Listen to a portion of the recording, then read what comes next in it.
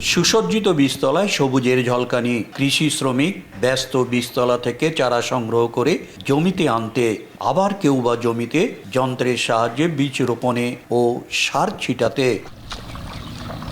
পতিত পড়ে থাকা জমিতে পর্যায়ক্রমে আউশ ও আমন ধান বীজের আবাদ হচ্ছে।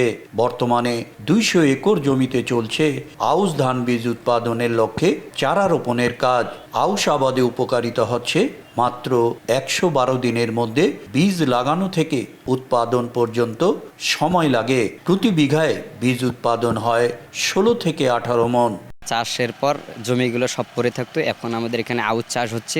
যন্ত্রের মাধ্যমে আমরা ধান লাগাই এবং মেশিনের মাধ্যমে আমরা ধান কাটি। এই সময় এখানে কোনো কাজ থাকতো না, এই আউশ ধান আসার পরে এখানে কাজের একটা ব্যবস্থা হয়েছে। গুণগত মানসম্পন্ন আমরা বীজ উৎপাদন করি, যেটা পরবর্তীতে দেশের খাদ্য উৎপাদনে গুরুত্বপূর্ণ ভূমিকা রাখবে। খামার কর্তৃপক্ষ জানায়, পতিত পড়ে থাকা জমিতে আউশ বীজ উৎপাদন দেশের খাদ্য নিরাপত্তায় গুরুত্বপূর্ণ অবদান রাখবে।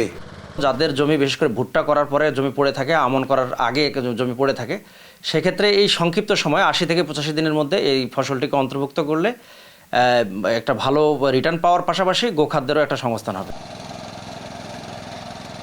গত 5 বছরে এই আলু বীজ খামারে 1500 মেট্রিক টন আউশ বীজ উৎপাদন হয়েছে, যা দিয়ে অতিরিক্ত 1.5 লাখ একর জমিতে ধান আবাদ করা সম্ভব হয়েছে। শাকির হোসেন বাদল, সময় সংবাদ, ডোমার, নীলফামারী।